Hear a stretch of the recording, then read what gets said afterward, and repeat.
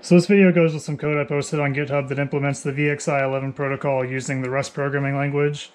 And the purpose of the protocol is to communicate over the network with instruments like these. And it's implemented as a Rust library crate. And library crates allow you to have a binary folder that includes some binary executables that can use the library itself. And what I've used that for in this crate is to give a few examples of using the library with some real hardware. And when I started to create these, I realized that it's a lot easier to explain in a video than it is in writing, because a lot of it depends on the physical setup of the hardware like this. So this is the first of the sort of complete ones that I've put together, and hopefully there'll be at least a couple more, but it'll be kind of time permitting. Right now I'm on coronavirus lockdown like a lot of people, so I've got plenty of time to work on this kind of stuff. So maybe I'll make a couple in the next few weeks, and then after that, there's a chance I'll get busy and not do many more, but we'll just see. But in the meantime, the purpose of the protocol is to use TCP to communicate with these devices over the network. And these devices are all manufactured by Siglent, but any manufacturer's device that implements the protocol should also work. But in addition to the core protocol, I've also implemented some modules with some functionality that's specific to these devices in the code. So if you look in the code, you'll see some of that in there. So this one's a DC power supply, which we will use in this example. This one's a waveform generator, which we won't, but other examples coming up might use it. And this one's an oscilloscope, which we'll use. And they're all three connected to this wireless router, which is how we actually communicate with these devices. So the purpose of this test is to actually retrieve serial port traffic off this GPS breakout board and decode it and send it to the computer and then decode it. So this GPS breakout board is made by Adafruit, and it's basically just a GPS integrated circuit, and the board provides us access to the pins. And there's a bunch of pins on here, but the ones that we're actually going to use, we're only going to use 3 for this example. We use the 2 power pins, of course, and then it's got a transmit and a receive line on its serial port. So we're going to connect to just the transmit line, and that's connected to channel 1 of the oscilloscope, and that's where we'll read the traffic from. In addition to that, the low voltage of the channel we're using on the power supply is connected to the ground terminal of the oscilloscope, so there's a common ground for the whole thing. So we'll start by turning on the power supply, and this GPS breakout wants 3.3 volts, so we've got 3.3 volts programmed into channel 1. So I'll turn that on, and as soon as I do, we'll start seeing this fix LED blink on and off like that. And when it blinks at this rate, that indicates that it's trying to acquire a fix. And then once it acquires a fix, it's going to blink something like once every 15 seconds, I think. But before it acquires a fix, it's already transmitting data over the serial port. So if we power up the oscilloscope now, we should already be able to see traffic coming through. So now that we're done looking at the wiring, I'm going to turn off the light so we can see the display a little bit better.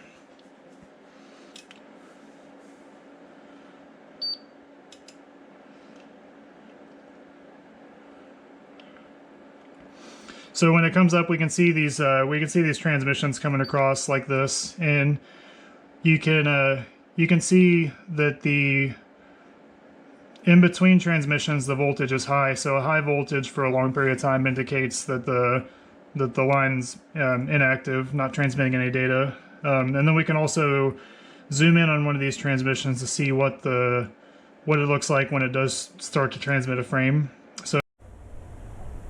So the protocol has what's called a baud rate, which is the symbol rate, or the basic unit of time for the protocol. And in this case, it's 9600 hertz, so approximately 10 kilohertz. So if we take the cursor and measure the width of one of these narrow pulses, it might be hard to see on the camera, but that's about 100 microseconds. So the way this basically works is that when the protocol has the line inactive, the voltage is high. So when it's been high for a while, we're going to signal the start of a frame by bringing the voltage low for 1 clock cycle, and this is called the start bit. And after the start bit, there's a variable number of bits that make up a frame, and it can vary from, I think, 5 to 8. In this case, it's 8, so one frame makes up 1 full byte with 8 bits. But it can be, I think, as few as 5. So if you're trying to encode a smaller set of symbols, like maybe just the ASCII characters, for example, then you could potentially save some clock cycles by using less than 8 bits in your frame. But in this case, it's 8 bits, so it's a full byte per frame. So after this first start bit where the voltage is low, the voltage goes high and low to encode all the bits that make up the frame. And then at the end, wherever that is, the frame ends with a stop bit, which is where the voltage goes high. And so for the stop bit, it goes high. For the start bit, it goes low. And then after that, it'll just remain high in the interval in between that stop bit and the next start bit. So that interval doesn't encode any information. That's just the space in between frames, and it doesn't mean anything. So that's the close-up look at the protocol. So now once we've seen that, we can zoom back out to where we can see a couple transmissions at once, and then come over and test the actual code itself. So we're going to do that using Cargo, and if you're not familiar, Cargo is the build system that Rust uses, and we're going to use the run command. So we're going to say cargo run, and we're going to run a binary, and the name of the binary is 01 UART decode, just like this. So when we run it, the first thing that's going to come up is this initial device state, and it's just a JSON representation of the state of the oscilloscope at the beginning of the execution. And then it's just going to continually acquire and decode these messages until we stop the process. And it looks like it's working. So now we can see the code's working. It's producing these GPS messages, and if you're curious to know what these mean, these are a standardized format, and if you just Google these 5-letter codes at the beginning, you can find how to interpret all these fields. But so far I've talked mostly just about the hardware, and I wanted to do that first because it's hard to really understand the code without having something kind of concrete like that to visualize, seeing what it's actually interfacing with. But the code itself is, in my opinion, the more interesting part. So I want to spend a few minutes talking about the code itself. So this is the code we're actually executing here. It's a Rust binary, so it's got this main function here, and it returns this result type, which there'll be more to say about here in a minute. So we start off by providing it with the IP address where we want it to look for the oscilloscope, and then we come down here and we're going to instantiate the actual struct that we use to interface with the device. So if you're not familiar with Rust syntax, this is the variable we're creating, and this is the type of the variable we're creating. But one thing that's kind of interesting is that this new function here does not actually return this SDS1202X struct. What it actually returns is a result containing that SDS1202X struct. And so this result type is what Rust uses to model something that might either succeed or fail, which is of course really useful when you're dealing with any kind of input-output or something that, or real hardware, because as you can imagine, they can succeed or fail. They can fail for all kinds of reasons, and it's important to be able to handle all those cases.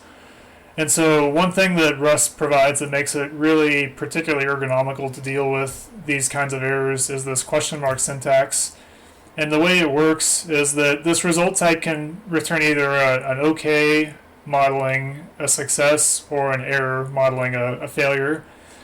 And so what it does is when you put this question mark on the end of an expression like that, and you're trying to, when you put this question mark on the end of an expression that returns a result containing a type, and you're trying to assign that to a variable of the type that the result contains, and when you're inside a function that itself returns a result like that, then it will, if the result succeeds, then it'll just assign the value to this variable we're creating. But if it fails, it'll just short circuit the whole rest of this function and just return that error value as the return value for the whole function, which is really nice because if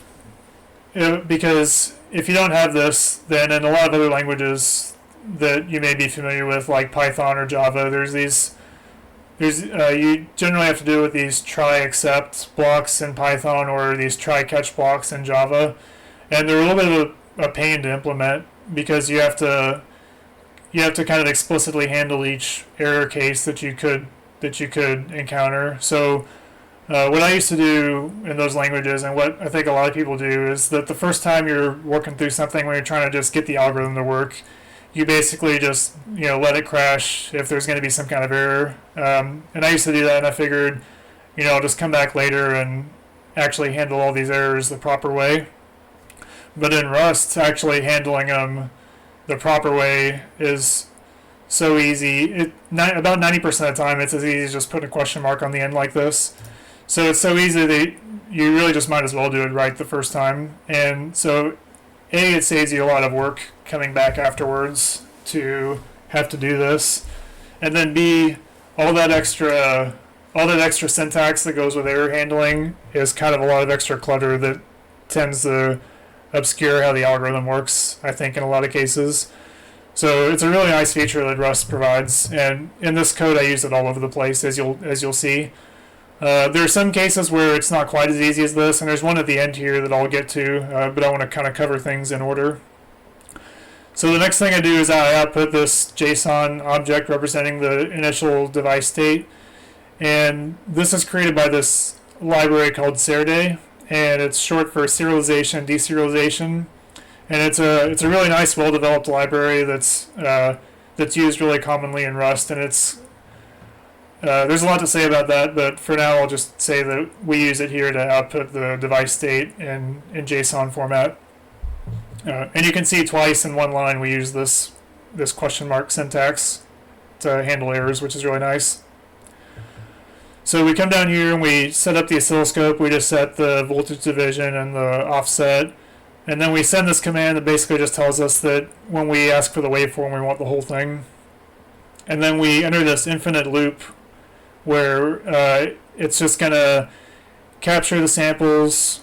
It's just going to command an acquisition, wait for it to finish, read the actual sample rate, request the actual waveform. So the raw data coming off the oscilloscope is this 8-bit signed integer like this.